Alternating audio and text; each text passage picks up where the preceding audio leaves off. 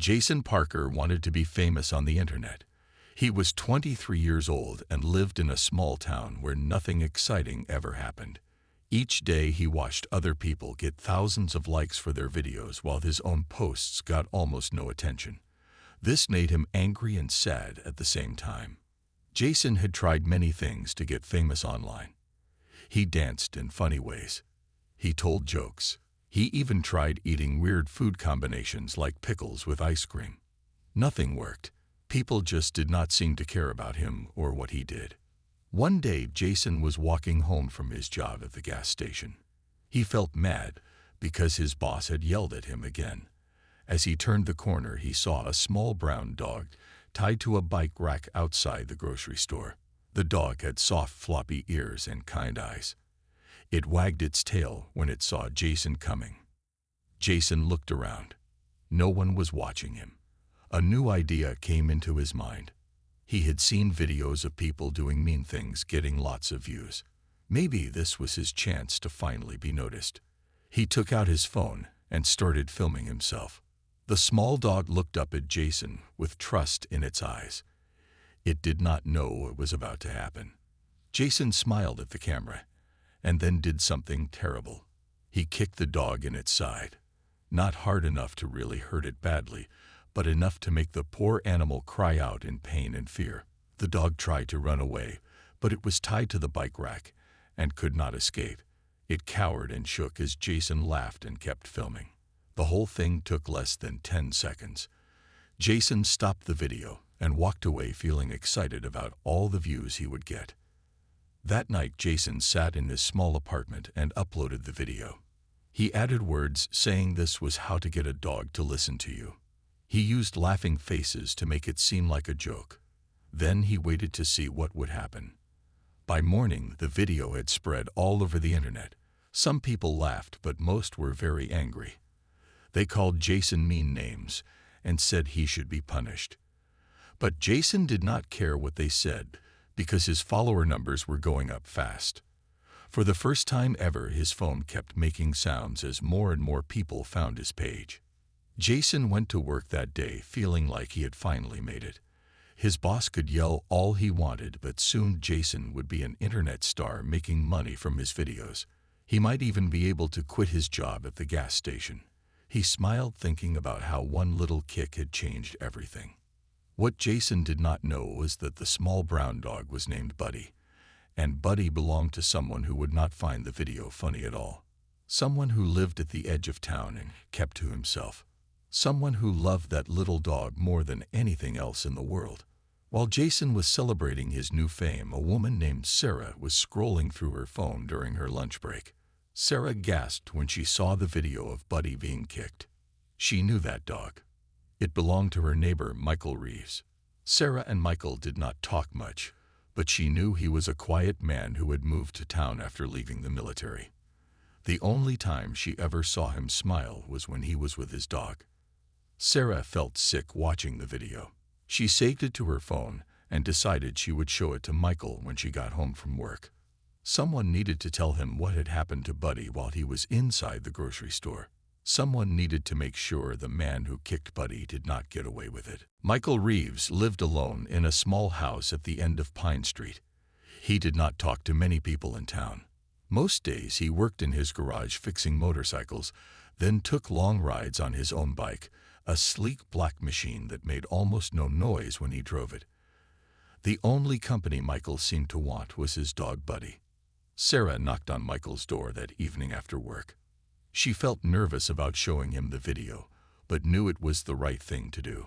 Michael opened the door with Buddy at his feet. The small dog seemed fine now, but Sarah could see a small bruise on its side where the kick had landed. Michael invited Sarah inside. His house was clean and simple with not many things in it. There were a few pictures on the wall. One showed Michael in a military uniform standing with other soldiers. Another showed him kneeling next to Buddy on the day he had adopted him from the animal shelter. Sarah told Michael about the video and asked if she could show it to him. His face did not change as he watched. He did not yell or curse. He just watched it one time, then handed the phone back to Sarah. For a moment, he reached down and gently touched the spot on Buddy's side where the bruise was. "I need to know who this person is," Sarah said. She tapped on her phone and showed Michael the name Jason Parker and his profile page. Michael looked at it for a long time without speaking. Then he thanked Sarah for telling him and walked her to the door. After Sarah left, Michael sat on his couch with Buddy curled up beside him. He stroked the dog's soft fur and thought about the 3 years they had been together. Michael had found Buddy at the shelter after coming home from his last tour of duty. The dog had been abused by its previous owner and was afraid of everyone. The shelter workers said Buddy might never trust people again. But Michael was patient. He spent months earning Buddy's trust, one day at a time. He never raised his voice or made sudden movements around the nervous dog. Slowly, Buddy began to feel safe. The first time the dog wagged its tail at Michael had been one of the happiest moments of his life.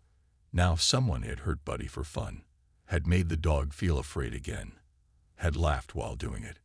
Michael felt a cold anger growing inside him, but kept his face calm. Buddy could always sense his moods, and he did not want to upset the dog more. Michael got up and went to his computer. He was not good with social media, but knew how to use the internet to find information. It did not take long to learn all about Jason Parker, where he worked, where he lived, what places he liked to visit in town. Michael wrote it all down in a small notebook. The next day was Saturday. Michael called his friend who worked at the town courthouse. The friend owed Michael a favor after he had fixed her motorcycle for free last summer. She gave him the information he needed about filing charges against someone for animal cruelty. Michael thanked her and hung up. Then he called another friend who worked for the security company that put cameras outside most stores in town. This friend also owed Michael a favor. By noon, Michael had a copy of the security footage from outside the grocery store. It showed the entire incident from a different angle. The footage was clear enough to see Jason's face as he kicked Buddy. Michael spent the rest of the day working in his garage. He fixed a client's motorcycle, then worked on his own bike, making sure everything was perfect. He polished the black metal until he could see his reflection in it. Then he went inside and printed out some papers. He folded them neatly and put them in his jacket pocket. That night, Michael sat with Buddy watching an old movie on TV. The dog seemed happy again, already forgetting what had happened. But Michael had not forgotten. He had made a plan. Tomorrow he would find Jason Parker. Tomorrow the young man would learn that actions have consequences. Tomorrow would change everything. Jason woke up feeling like a new man. His video now had over 100,000 views. People were sharing it everywhere. Some people were angry, but others were laughing and making jokes. Jason had even gotten messages from companies wanting him to advertise their products. This was everything he had dreamed about. He spent the morning making a new video where he talked about all of his new fans. He told everyone he would be in the town square that afternoon filming more exciting content. He promised it would be even better than the dog video. He wanted all his new followers to tune in and watch his live stream. At noon, Jason got ready for his big moment. He put on his best clothes and fixed his hair just right. He practiced different faces in the mirror, trying to look cool and funny at the same time. This was his chance to keep the fame going, to become a real internet star. Nothing would stop him now. The town square was busy that day.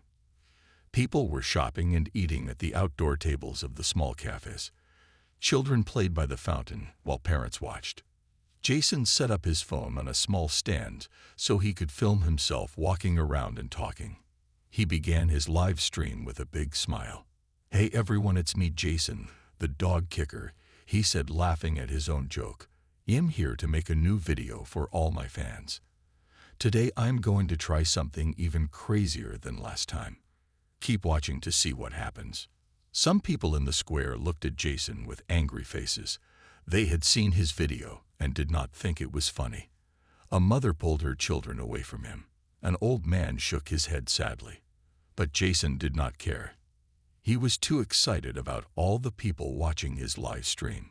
Jason was in the middle of talking when he noticed something strange. People were not looking at him anymore. They were looking at something behind him. Some had their phones out, But they were not filming Jason. They were filming whatever was coming his way. A sound made Jason turn around. It was the low, quiet rumble of a motorcycle engine. A black bike was rolling slowly into the square. The rider was dressed all in black too. Black boots, black jeans, black leather jacket, black helmet with a dark visor that hid the person's face. The motorcycle stopped not far from where Jason was standing. The rider turned off the engine and put down the kickstand. Then slowly, very slowly, the person took off their helmet. It was a man about 40 years old with short gray hair and a face that showed no emotion at all. His eyes were what scared Jason the most. They were cold and steady, like they could see right through him. "That's him," someone in the crowd whispered. "That's the dog's owner." Jason felt a flash of fear move through his body. Then he thought about his live stream. This could be amazing content. A confrontation would get even more views. He turned his phone to make sure it was capturing everything and tried to look brave. The man in black walked toward Jason with slow, steady steps. The crowd moved back, giving him space. No one spoke. Even the children were quiet now. The only sound was the man's boots on the pavement. Thud, thud, thud. Getting closer. Jason tried to think of something funny to say, something that would make his viewers laugh. But his mind was empty. The man's eyes held him frozen in place. Those eyes had seen things. Hard things.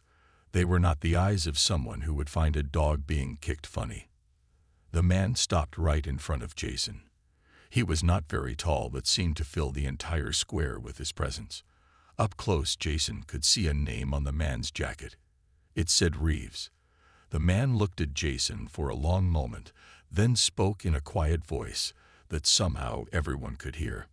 "My name is Michael Reeves," he said. "Yesterday, you kicked my dog." Jason tried to smile, but his face would not work right. His heart was beating very fast. The live stream was still going, and thousands of people were watching now. But this did not feel good anymore. This felt scary.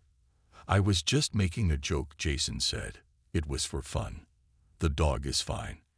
People love my video." Michael Reeves did not blink. His face stayed the same. He spoke again in that same quiet voice. "Buddy was in 3 homes before mine," Michael said. "He was hurt by people. Abandoned. Left alone. It took him months to trust humans again. You hurt him for attention." Jason started to say something else, but Michael held up his hand. From his jacket pocket, he pulled out some folded papers. He handed them to Jason. "This is a notice that I'm suing you for animal cruelty," Michael said. "The police have been contacted. The evidence is your own video, plus security footage from the store. You will appear in court next week." The crowd around them murmured. Someone clapped. Jason looked at the papers in his hand. They were real legal documents with official stamps. This was not a joke or a prank. This was serious trouble. Michael reached into his pocket again and took out his phone. He showed Jason something on the screen. It was security footage from the grocery store, showing the kick from another angle. In this video, Jason's face was very clear. There was no way to deny it was him. "Turn off the camera," Michael said. "Some moments should not be shared." Jason felt sick. His hands were shaking. The cool, confident feeling was gone. Now he just felt like a stupid young man who had done something awful for attention. He reached out and turned off his live stream. The show was over. People in the crowd were taking pictures and videos of Jason now. They were posting them online with angry words. The hunter had become the hunted. The famous dog kicker was now the bad guy in someone else's viral video. Michael did not say anything more to Jason. He had done what he came to do. He put his phone away and turned to leave. The crowd moved aside to let him pass. He walked back to his motorcycle with the same unhurried steps. He put on his helmet, started the engine, and rode away as quietly as he had come. Jason stood alone in the square holding the court papers. People walked past him, some giving him dirty looks. No one wanted to be near him now. His moment of fame had turned into something ugly and real. There would be consequences. That night, Jason sat in his apartment reading the legal papers over and over. His phone kept making sounds, but they were not from new followers. People were leaving his page in large numbers. They were writing bad things about him. The video that was supposed to make him famous was now making him hated. Jason could not sleep. He kept seeing Michael Reeves' cold eyes. He kept hearing his quiet voice. Most of all, he kept thinking about what Michael had said about the dog, about Buddy, about how the animal had been hurt before and how Jason had brought that fear back for a few views and likes. For the first time since making the video, Jason felt truly ashamed.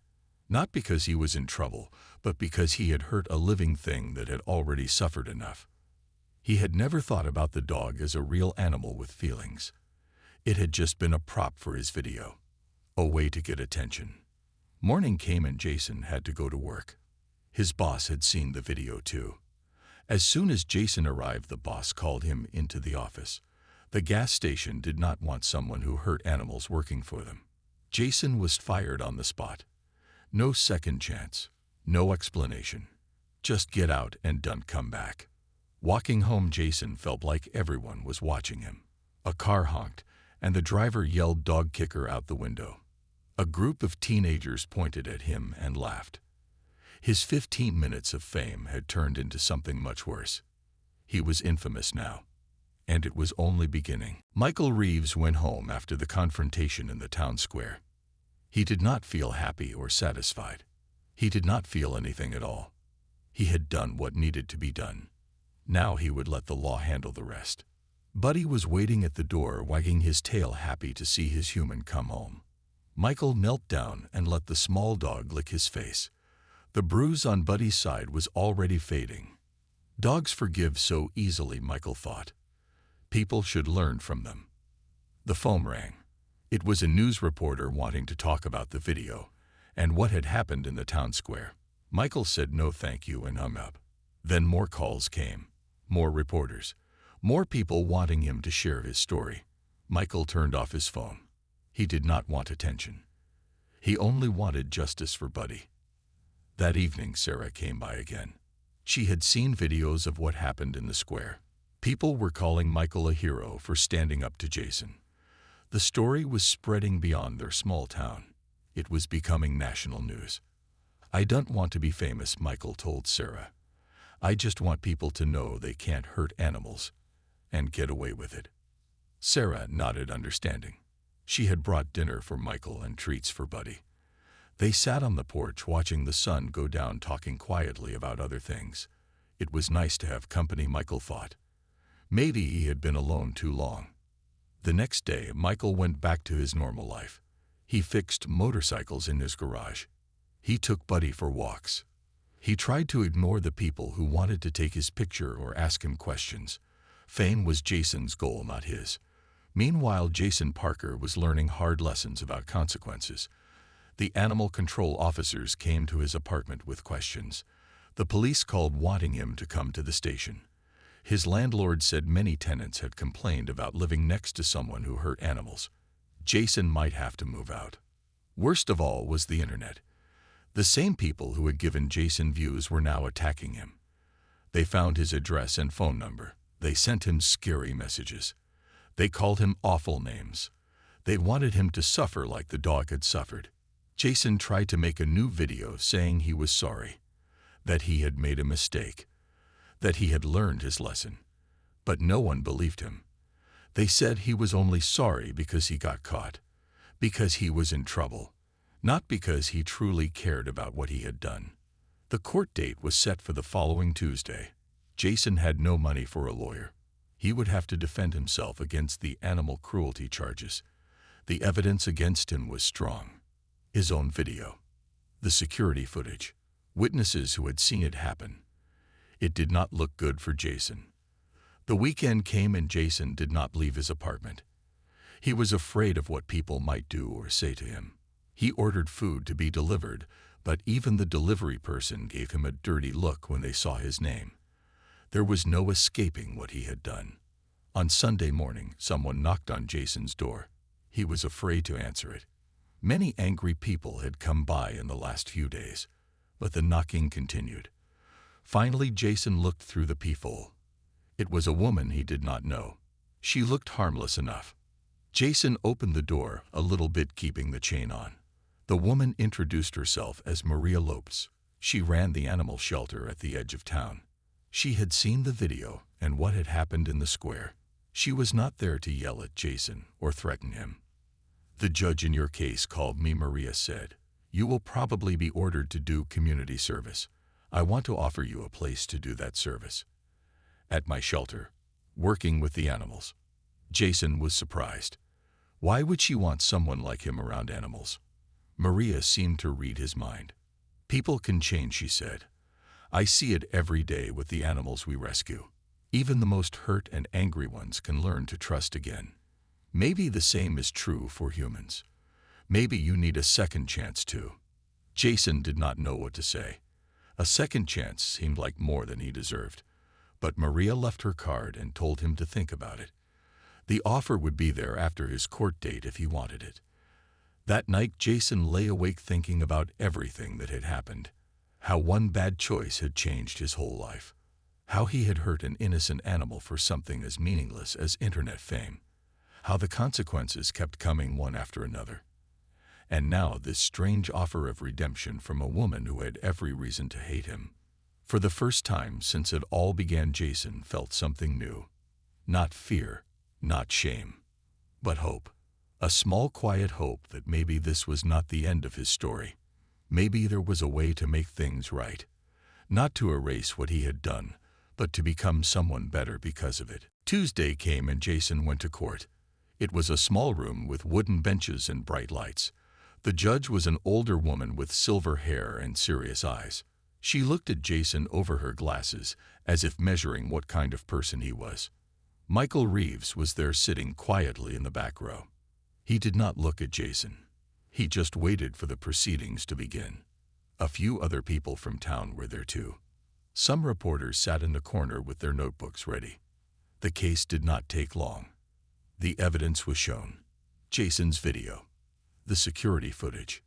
Pictures of Buddy's bruise. Jason admitted what he had done. He did not try to make excuses. He said he was sorry. That he knew it was wrong. That he wished he could take it back. The judge listened to everything before speaking. She said animal cruelty was a serious offense. That animals depend on humans to care for them, not hurt them. That Jason's actions showed poor judgment and a lack of empathy. The sentence was read. Jason would pay a fine of $500. He would be on probation for 1 year. And he would perform 200 hours of community service at a place to be determined by the court. Then the judge did something unexpected. She asked Michael Reeves to stand. "Mr. Reeves," the judge said, "you have shown restraint in this matter. You sought justice through proper channels rather than taking matters into your own hands. The court respects that. Do you have anything you wish to say before we conclude?" Michael stood tall and straight like the soldier he once was. He spoke in the same quiet voice he had used in the town square. "I only want to say that Buddy is doing well," he said. "He has forgiven what happened. Dogs are better than people that way. I hope some good can come from all this. Thank you, Your Honor." The judge nodded and closed the case. It was over. Jason walked out of the courtroom feeling like a weight had been lifted. Not because the punishment was light. It wasn't. But because there was a path forward now. A way to serve his sentence and perhaps find some kind of redemption. Maria Lopes was waiting outside the court. She had already spoken to the judge about Jason's community service. If he was willing, he could start at the animal shelter the following Monday. 200 hours working with animals that needed care and compassion. Jason said yes. What else could he do? Where else could he go? His old life was gone. His dreams of internet fame had turned to dust. All he had left was this chance to do something right. This opportunity to learn and grow and change. The news about the dog kicker case spread quickly, but then faded as all news does. People found new things to be angry about. New videos to watch. New stories to follow. The world moved on. But Jason and Michael did not move on. They were still living with what had happened. Still dealing with the aftermath in their own ways. Michael went back to his quiet life, fixing motorcycles and caring for Buddy. He turned down all requests for interviews or appearances. Fame held no interest for him. Justice had been served. That was enough. Jason started his work at the animal shelter the next week. The first day was hard. The other volunteers knew who he was. They'd watched him carefully. They did not trust him with the animals. Jason understood. He would have to earn their trust one day at a time. Maria showed Jason how to clean the cages and fill food bowls. Simple tasks that needed doing. Nothing that could put any animal at risk. Jason did the work without complaint. It was hot and smelly and tiring, but it felt good to be useful, to be doing something that helped instead of hurt. In the second week, Maria let Jason walk the smaller dogs around the shelter yard. He was nervous at first. What if the dogs could somehow sense what he had done? What if they were afraid of him? But the dogs did not judge him. They were just happy to be outside getting exercise and attention. One dog in particular seemed to like Jason, a small terrier mix with one ear that flopped down while the other stood up. The dog had been found tied to a tree in the woods. Someone had abandoned it there to die. But it had survived and now wiggled with joy whenever Jason came near its cage. Maria noticed the connection. She began to give Jason more responsibilities with that dog. Feeding it, grooming it, teaching it simple commands. The dog learned quickly, always eager to please. Jason named it Hope. It seemed right somehow. Working at the shelter changed something in Jason. Day by day, he saw the results of cruelty and neglect. He saw animals that had been hurt far worse than Buddy, yet still wanted to love and trust humans. It made his own actions seem even more shameful, more senseless. How could he have added to the suffering in the world even for a moment? 3 months passed. Jason continued his work at the animal shelter. His probation officer said he was making good progress. The fine had been paid off with small payments each week from Jason's new job at the grocery store. Life was different now. Quieter, harder in some ways, but also more real. Jason still lived in the same small apartment, but it felt different too. Pictures of the shelter animals covered one wall. Books about dog training filled a shelf. A certificate from a basic animal care class hung by the door. Small changes that reflected bigger changes inside Jason himself. One day, Maria called Jason into her office. She told him that Michael Reeves had started bringing Buddy to the shelter once a week to visit with the other animals. She wanted to warn Jason so he could avoid Michael if he wanted to. No one expected them to become friends. Jason thought about it for a long time. He had not seen Michael since the court hearing. The idea of facing him again made Jason's stomach hurt. But running away forever did not seem right either. Maybe it was time to face this final consequence. The next Tuesday, Michael came to the shelter with Buddy. Jason was cleaning cages in the back room. He heard the familiar voice talking to Maria at the front desk. Then he heard the tap of dog nails on the floor as Buddy explored the familiar space. Jason took a deep breath and walked out to the main area. Michael saw him immediately. Their eyes met across the room. Buddy was sniffing around the reception desk, not noticing Jason yet. For a moment, no one moved or spoke. Then Maria called Buddy over to her. The little dog ran happily to get a treat from her hand. She chatted with Michael about normal things. The weather. A motorcycle he had fixed for her last week. The new puppies that had been brought to the shelter. The tension in the air slowly eased. Jason went back to his work. He did not try to talk to Michael. That would have to come in its own time if it ever came at all. For now, it was enough to be in the same room, to acknowledge each other's presence, to share the same space without anger or fear. The weekly visits continued. Michael would bring Buddy to play in the shelter yard. Jason would do his work nearby. Sometimes they would nod to each other. Sometimes they would exchange a few words about the weather or the animals. It was not friendship, but it was something. A careful, respectful distance that slowly grew smaller. One day Jason was working with Hope in the yard, teaching the little dog to sit and stay. Michael and Buddy came outside for their usual playtime. Buddy ran over to greet Hope, and the two dogs began to play together, racing around the yard and wrestling gently on the grass. Jason and Michael stood watching the dogs. Neither man spoke for a while. Then Michael said something that surprised Jason. "He's doing well with you," Michael said, nodding toward Hope. "You have a way with him." Jason felt a rush of emotion. It was the first real compliment Michael had given him. The first sign that perhaps he saw something good in Jason now. Something beyond the terrible action that had brought them together. "He's teaching me more than I'm teaching him," Jason replied. "About patience, about trust, about forgiveness." Michael nodded, and they fell silent again, watching the dogs play. Before he left that day, Michael said something else that stayed with Jason for a long time. "People can change," Michael said. "I see it in you. Keep going." Those simple words meant more to Jason than any amount of internet fame ever could have. They were real and honest. They acknowledged both where he had been and where he was trying to go. They offered not easy forgiveness, but the chance to earn back respect, one small step at a time. As summer turned to fall, Jason completed his community service hours, but he did not stop volunteering at the shelter. The work had become important to him, necessary, a way to give back, a way to balance the scales a little. Maria offered Jason a part-time job at the shelter. It did not pay much, but combined with his grocery store work, it was enough to live on. Jason accepted gratefully. He would continue caring for the animals, especially the difficult cases, the ones most people gave up on.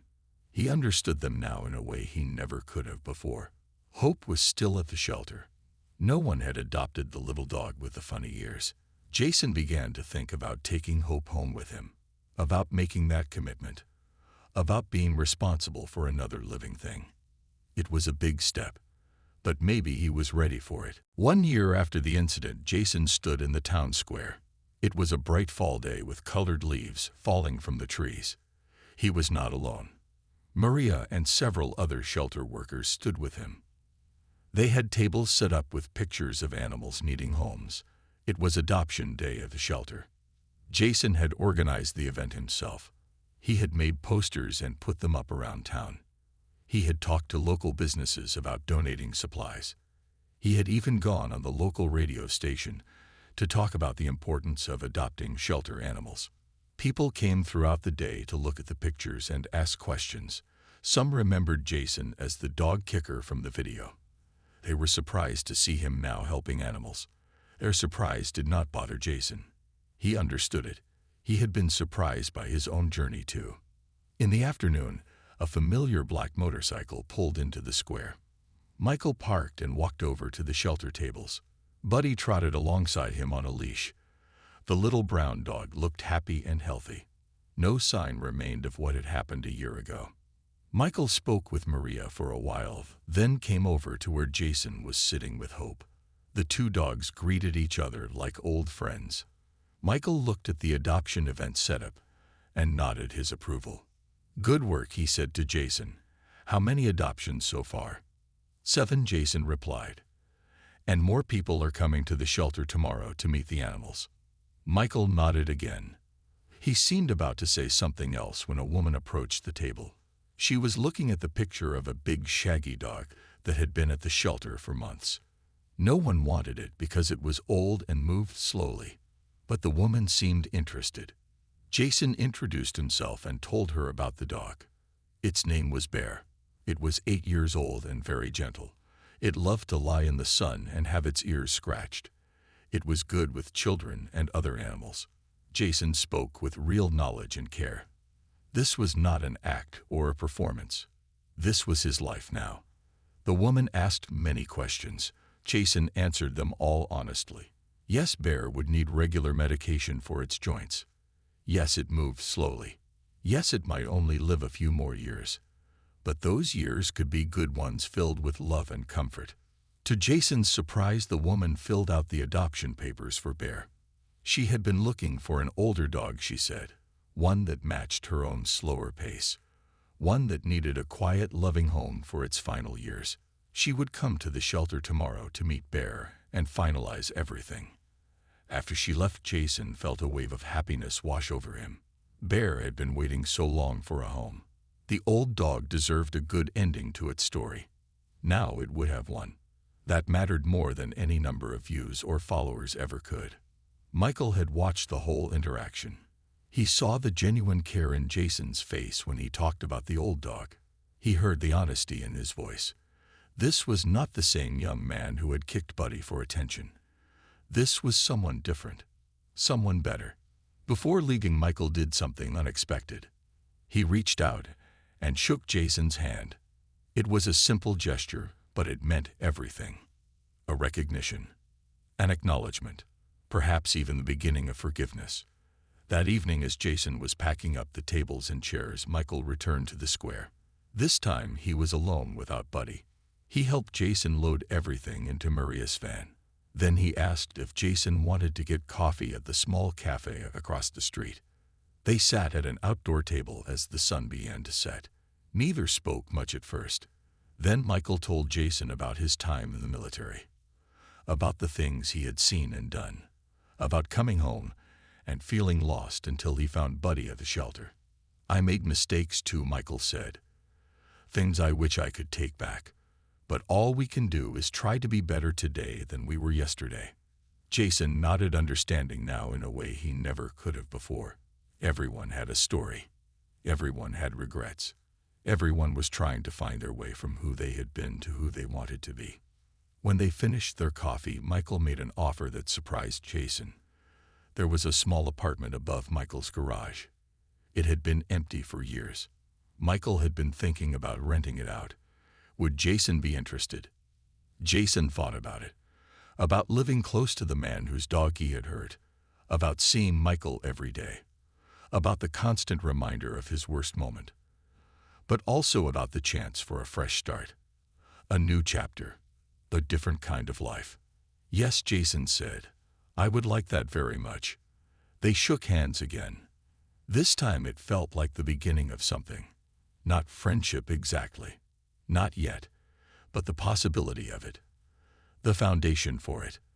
The hope that even from the worst actions, good things could eventually grow. 5 years passed. The town changed a little. Some new stores opened. Some old ones closed. People came and went. Life continued its steady forward movement. And two men who might have remained strangers found an unexpected connection through one bad action, and many good ones that followed. Jason still lived in the apartment above Michael's garage. He now worked full-time at the animal shelter, having been promoted to assistant manager the year before. Hope lived with him, a happy, healthy dog that greeted each day with excitement. Together, they had helped hundreds of animals find new homes. Michael still fixed motorcycles in his garage. Buddy was older now, moving a bit slower, but still wagging his tail at the sight of Jason coming down the stairs each morning. Michael had gradually let more people into his quiet life. He was not exactly outgoing, but he was no longer the silent, isolated man he had once been. On the anniversary of the incident, Jason was at the shelter early. A special event was planned. The older kids from the local school were coming to learn about animal care and safety. Jason would talk to them about how to treat animals with kindness and respect, about how animals have feelings just like people do, about the responsibilities that come with caring for another living thing. Before the children arrived, Jason took a moment to look around the shelter. At the clean kennels, the well-fed animals, the volunteers moving through their tasks with care and purpose. He felt a deep sense of gratitude for the path his life had taken, even for the terrible mistake that had started it all. Michael arrived with Buddy. He had taken the morning off to help with the school visit. The quiet man who once avoided people now volunteered regularly, teaching children how to safely approach and pet dogs, how to read animal body language, how to earn an animal's trust. The first group of children came through the door laughing and talking excitedly. Jason and Michael exchanged a quick glance, a silent acknowledgement of how far they had both come. Then they turned to welcome the children and begin their presentation. Afterward, one little girl raised her hand and asked a question that caught Jason off guard. "Did you always love animals?" she asked. "Or did you learn to love them?" Jason looked at Michael. They had never told the children about their history, about the video, about what had happened in the town square 5 years ago. That was not part of today's lesson, but the question deserved an honest answer. I had to learn, Jason said carefully. I made a mistake once. I hurt an animal because I wanted attention. I thought it would make me famous. I was wrong. Very wrong. But that mistake led me here. It taught me that animals have feelings just like we do. It taught me to be kind and patient. It taught me that fame is not as important as doing the right thing. The children listened quietly. There was no judgment in their young faces, just curiosity and openness. Jason continued speaking from his heart. Sometimes we learn the most important lessons from our biggest mistakes, he said. The trick is to learn from them, to grow from them, to become better because of them. That is what I try to do every day. After the children left, Jason and Michael walked together through the shelter, checking on the animals one last time before closing.